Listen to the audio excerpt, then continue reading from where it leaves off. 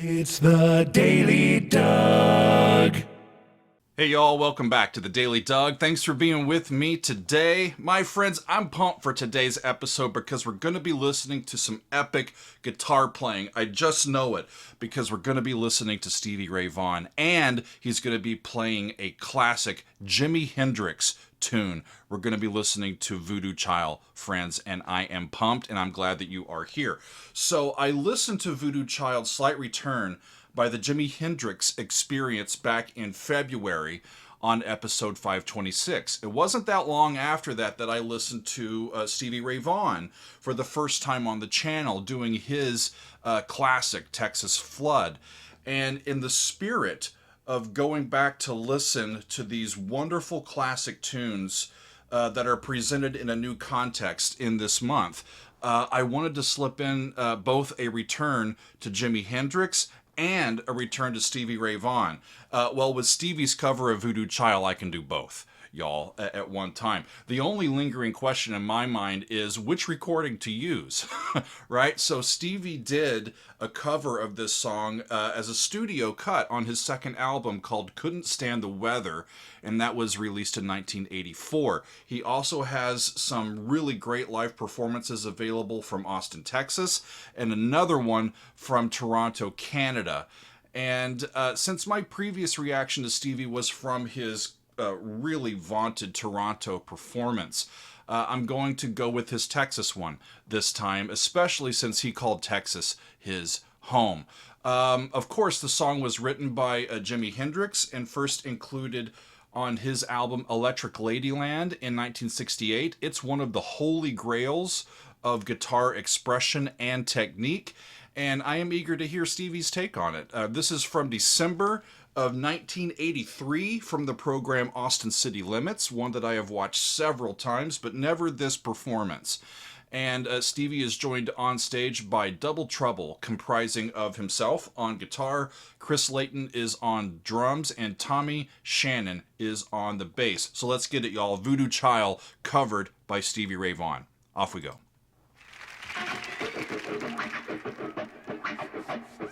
It's an amazing sound. Just kind of holding your hand here.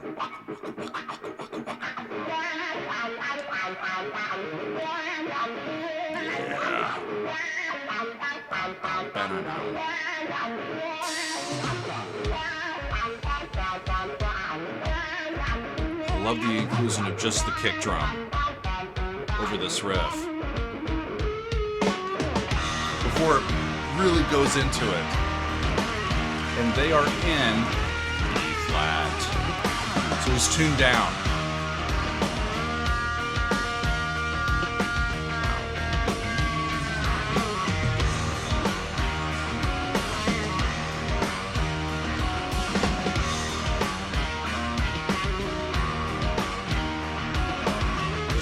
Watching his hands. You know, it's amazing just to watch how he interfaces with the instrument. It's just a pentatonic minor riff, y'all.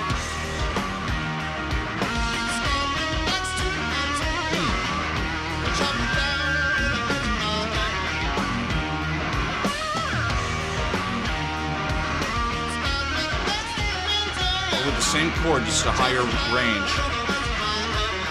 I'm standing next to a mountain, I can chop it down with the edge of my hand.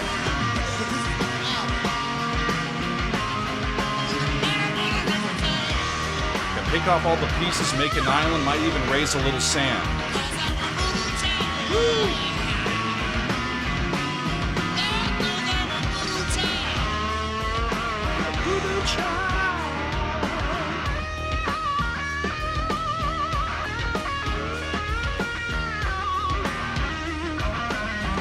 Just a trio, but listen to them.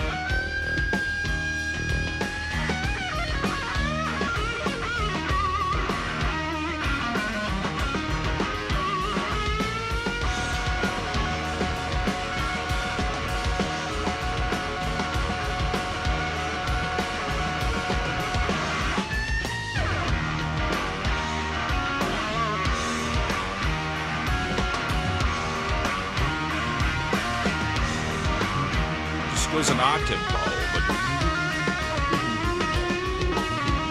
the E flat. Look at him playing with like one hand. He's like, look, Mom, I'm playing with my hand behind my back.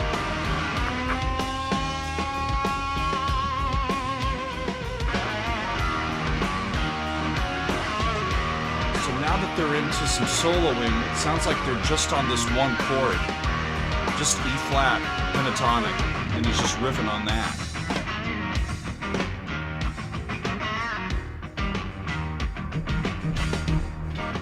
Play along.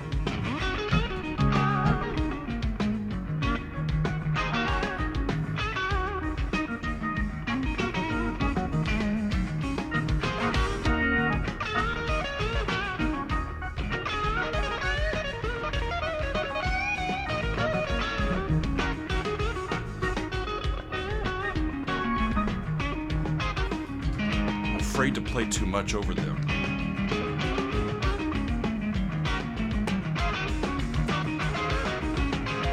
I just want to be a keyboard player in the band. I could wear that.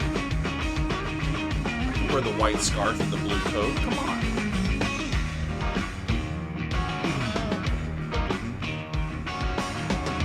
He's talking about summoning power, right, to conquer big challenges. And that first verse especially.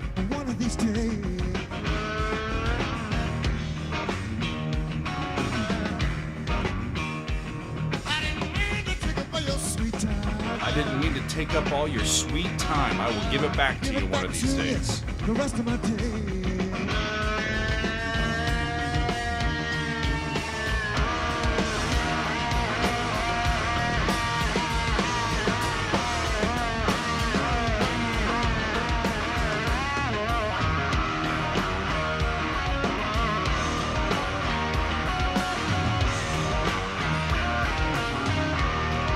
Finish the lyric?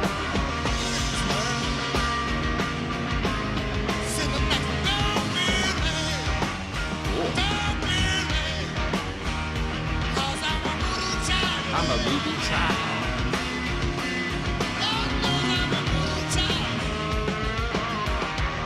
And as a voodoo child, his power is magical. He can summon it from within, right? He can chop that mountain down. The bass is unbelievable too, y'all. I love this tight shot of his hands.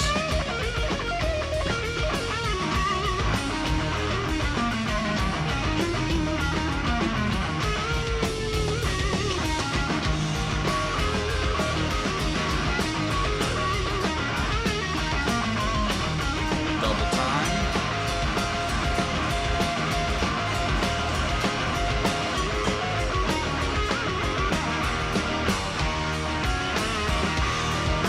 Regular time.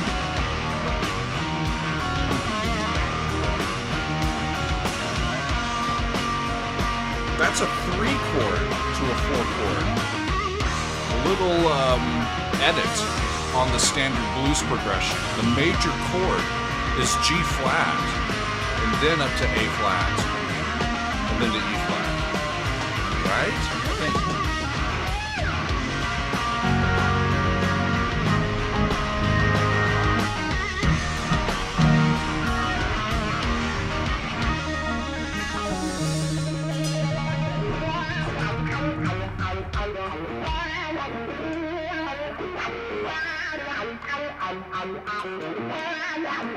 Iconic riff.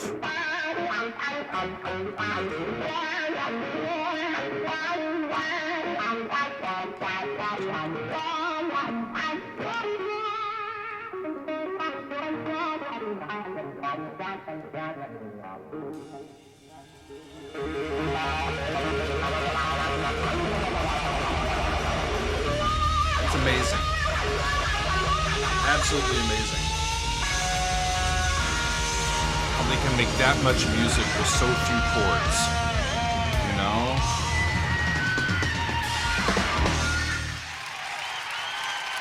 thing about the blues. Wonderful. Wonderful. So I had the keyboard with me, and I was wary of playing too much while the music was going on, because one doesn't just play over the top of Stevie Ray Vaughan and expect for people to still like him, you know. But I going to show you a couple things that I think work with this riff. First of all, I've got my organ sound, right? So the thing that I found interesting about this. Bum bum beat a dum beat a bum. It just uses, if you're in E flat minor, which he is, and you're in E flat pentatonic, it's just the black notes on the keyboard. It's pretty amazing that you can just bum bum ba da dee da da dum ba dee da ba dum ya da ba dee da bum, something like that. I'm not exactly sure of the voicing of the riff. Da da ya da da dee dum, still over that E flat minor. And then when he went to some of those progressions, normally it's 5 4 to 1, but he did 3 4 to 1. A little bit of a different way to do that with the blues progression, but that was quite fun, y'all, and it went by very, very quickly. I would love to that. For that to have been longer, right? So a few things that I found today that were interesting to me. Stevie famously played really heavy gauge strings. Most rock players from the 60s and 70s used fairly light strings by comparison. I read that Jimmy Page and Jeff Beck both used around 8 gauge strings. Jimi Hendrix played custom 9 and 10 gauge strings.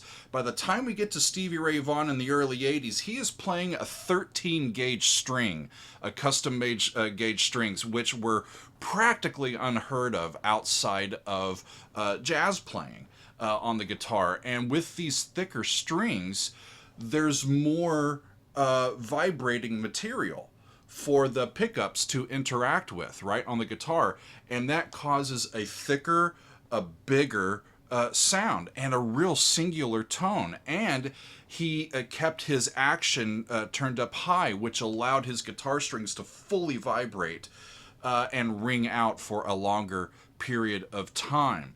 And you got to have just strength in your hands to do that, from what I've been told. I'm still looking at getting myself a guitar and learning how to play the damn thing, and at least get my hands on it so that I can understand the interfacing of that instrument like I understand the interfacing with my keyboard, right? And I'm looking forward to continuing on and learning more about the guitar and all that these immense musicians were able to do with it.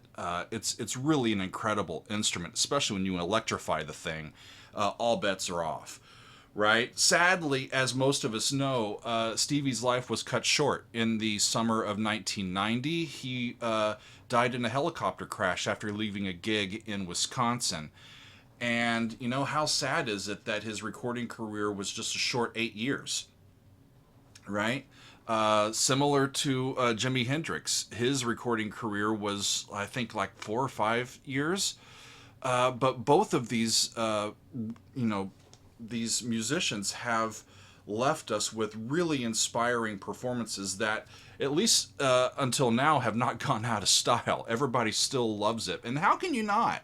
It's just wonderful, wonderful music, and we're just playing the guitar, and they're doing it as good as anybody ever has, as far as I can tell. And it's just amazing stuff. And I love the blues for its simplicity, for its improvisational aspect, and just to allow room for the musicians to emote. They brought the volume down when they wanted to. They brought it back up. The bass would play less notes or really start going for it, depending on what the section of the piece was. It just allows for flexibility from the performers, and the performance can change on any given night, and it's never exactly the same, which is really a fun feature of this style of music, and I hope to continue getting into the blues, especially some Stevie Ray. But this was great, y'all, at the end of July to come back to not only music by Jimmy, but Stevie Ray playing it. And I had a good time. I hope you did as well. That's all for today,